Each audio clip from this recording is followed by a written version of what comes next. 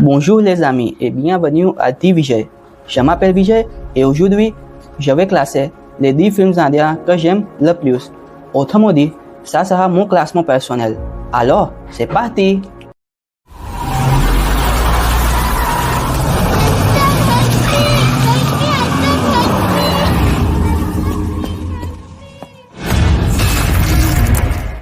Tout d'abord, à la 10e place, nous avons Andhadhun, un film criminel sorti en 2018 qui est en fait une adaptation hindi du court-métrage français L'Accordeur.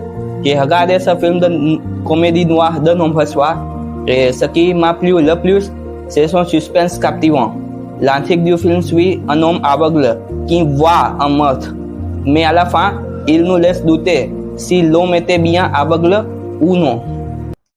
Ensuite, on a un film de super-héros, Bhavesh Joshi, sorti en 2018 et réalisé par Vikramaditya Motwane.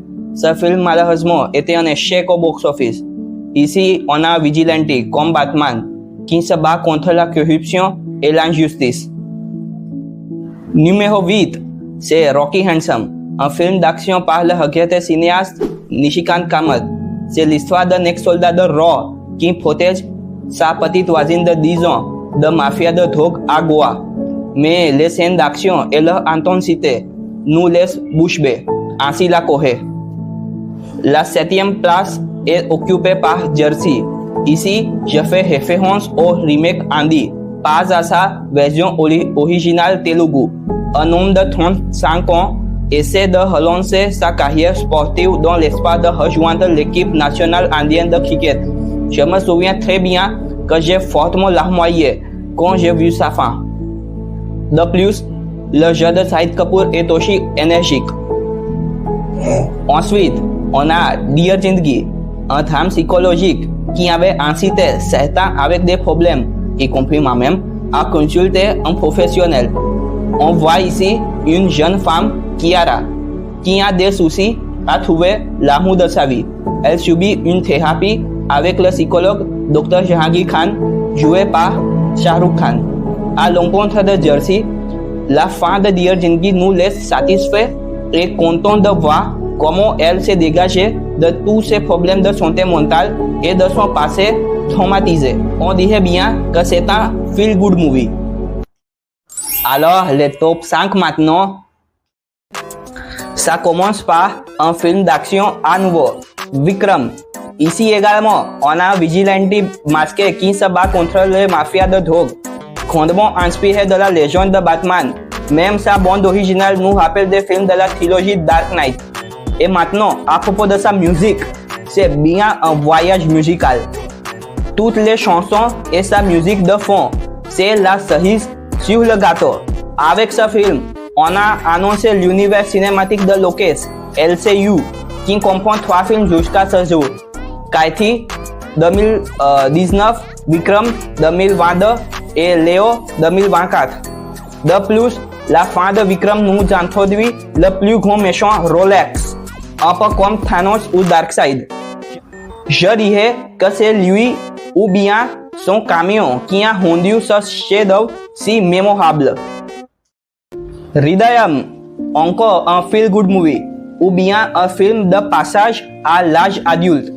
Contrairement à tous les autres films de cette liste, celui-ci n'a pas d'histoire concrète, mais plutôt des sous-intrigues qui retracent simplement la vie d'un homme, de sa fac à son mariage et même après ça.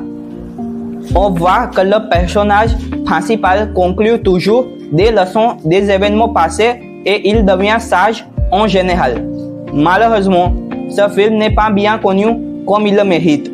Beaucoup de ces sous-intrigues sont très pertinentes pour moi et je pense que c'est la raison pour laquelle je l'adore autant. Numéro 3, Sardar Udham, une biographie historique dramatique du révolutionnaire qui a assassiné Michael O'Dwyer pour venger le massacre de Jallianwala Bagh. Il y a aussi 2 ou 3 caméos prolongés de Bhagat Singh. Les acteurs qui jouaient ces 2 rôles créent l'écran par leur performance. Enfin, les dernières 40 minutes du film nous font pleurer aux larmes chaudes en montrant la cruauté du jour de ce massacre qui s'est passé à Amritsar. en raison des idéologies politiques, cette œuvre avait fait couler beaucoup d'encre dès qu'il a été sorti en 2021. À la deuxième place, on a en fait deux films, Gangs of Wasseypur partie 1 et 2, toutes les deux sorties en 2012. Au début, le réalisateur a créé le film durant plus de 5 heures et demie. Puis, il a été séparé en deux parties. Il montre le village défavorisé du nord de l'Inde qui s'appelle Dhanbad, dont les mafias luttent pour le pouvoir et cherchent à venger la mort de leurs ancêtres. Mais le plus surprenant, c'est que la plupart des sous-intrigues sont inspirées de faits réels et le film est écrit par Zeshan Kadri lui-même, un originaire de Dhanbad.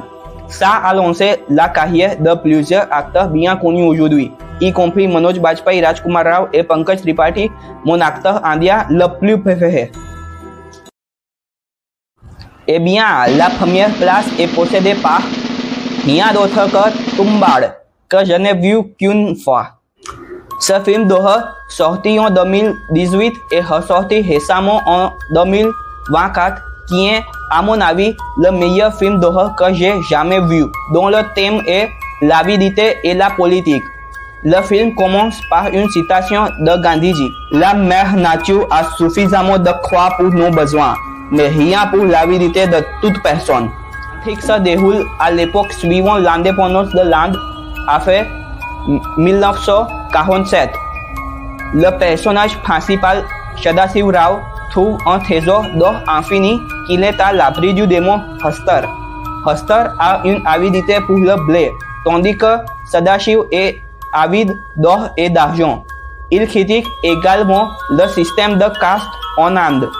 Les visuels de haute qualité sont durs à croire qu'il avait un très petit budget de 50 millions de roupies.